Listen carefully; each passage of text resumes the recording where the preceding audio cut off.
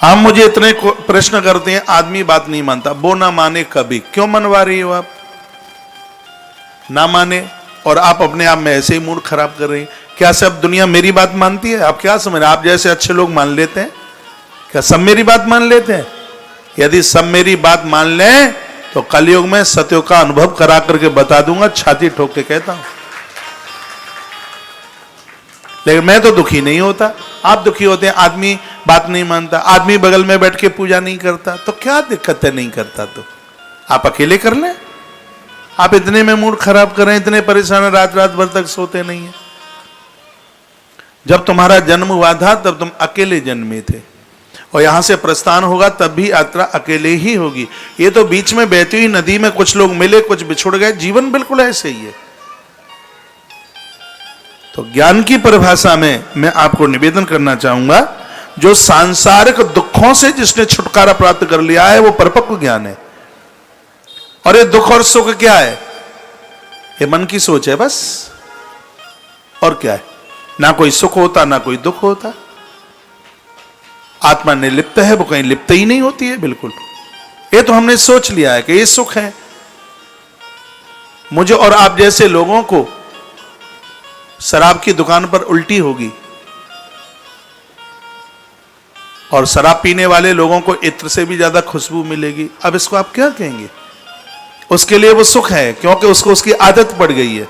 हमारे लिए बहुत बड़ी पीड़ा, हमारे लिए बहुत दुख है। ये सुख दुख कुछ भी नहीं होता, सिर्फ और सिर्फ ये सब आदतों में आ गया है। संसार के दुखों से छुटकारा मिल जावे, हमारे ऋषियों ने कहा कि वह परिपक्व ज्ञान है। सिर्फ किताब पढ़ने का ही नाम ज्ञान नहीं है।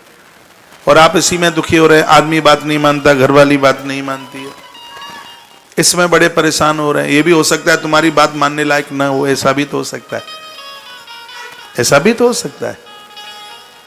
इसको आप झुठला नहीं सकते। सुकरात ने कहा था ज्ञान जिंदगी का सर्वोच्च गुण है। आप किसी की बुराई नहीं करते, सुकरात ने उसको ज्ञान कहा। आप किसी की आलोचना नहीं करते, आप किसी को देख करके जलते नहीं, किसी की तरक्की को देख करके जलन नहीं होती। सुकरात कहता है जीवन का सर्वोच्च वह सद्गुण ही ज्ञान है। और यही ज्ञान भगवान की अनुभूति करा देता है। आप लिख ही रहे तो लिख लेना, भगवान की स्मृति ज्ञान है और भोगों की विस्मृति वैराग्य है।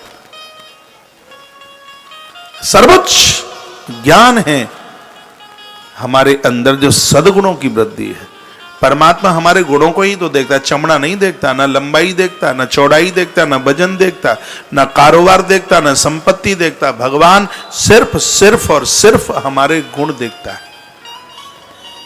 एक कथा भागवत में आती है, कुब्जा की मुलाकात हो गई थी कृष्ण से। ना तो ये पूछा कि कौन सी जाति में तेरा जन्म हुआ, और ना ये पूछा कौन से सेठ के घर में तेरा जन्म हुआ।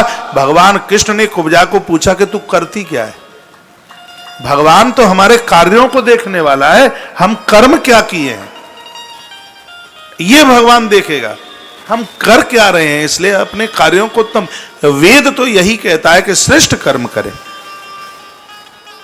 हम कौन से परिवार में जन्मे, कहां जन्मे, कितने धनवान के यहां, गरीब के यहां जन्मे, ईश्वर को कोई लेना देना नहीं है। हां, मनुष्य बन करके हमने श्रेष्ठ कर्म क्या किए ये भगवान दृष्टि डालता है।